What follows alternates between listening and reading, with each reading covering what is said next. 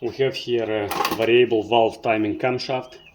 This is the intake camshaft from a 1.6 GDI engine. So now I'm gonna remove this bolt, take out the actuator, and I'm gonna show you how it looks inside.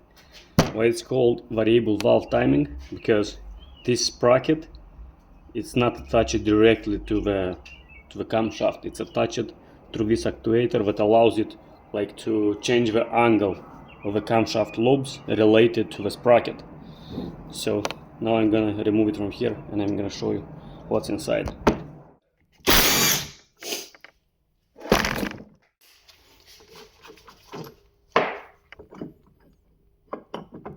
As you can see, when you install it, it goes in one. Right now it's not spinning because it has this pin that is holding it in one place.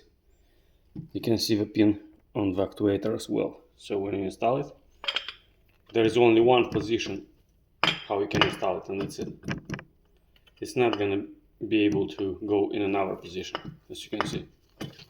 So there is no way you can install it wrong. Now we're gonna remove these 4 bolts, take out the sprocket from this actuator assembly. And be careful, because these camshaft lobes are very sharp. You can cut your fingers easily.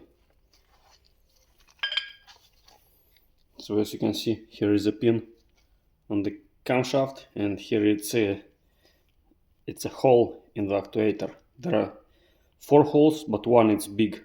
So this pin is gonna fit only in that hole. And these holes is how the oil gets to the actuator.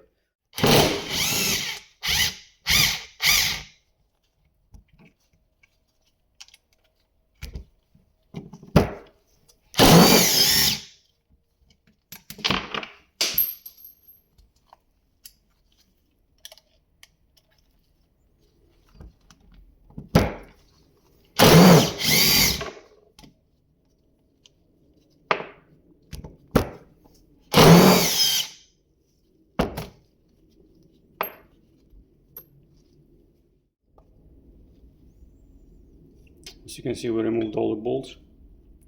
We took out the sprocket, and this is how the actuator looks inside.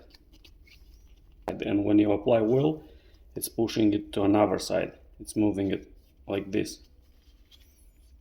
As you can see, it has like some blades, 1, 2, 3, 4 here, and it has some blades inside. And when it gets oil through this actuator, the oil is pushing it left or right. When these blades worn out, you can get like a fault code for the VVT actuator, because the oil doesn't have enough pressure to push it all the way to one side or to another side. When the oil is dirty, it's also gonna worn out the blades.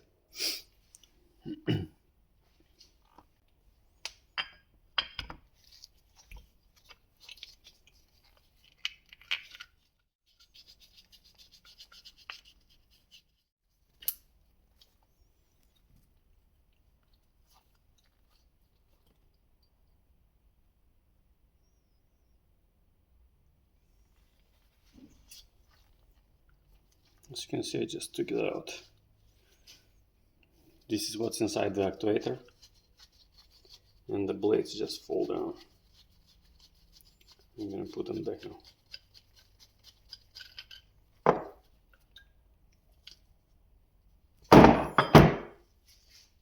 See, our actuator is disassembled. Here is the sprocket, the housing. This is the shaft that is attached to the camshaft, and around this shaft we have this pin. It goes upside down. The pin is locking it in place when it's in neutral. And these are the blades that goes around this shaft, so they are keeping the oil pressure. It goes like this, and this, as you can see, all these blades goes around the shaft, here, here, here, here, and the keeping the oil inside so the pressure can move it left or right, advanced or retard position. And this is the VVT solenoid that is controlling the oil flow to the actuator itself.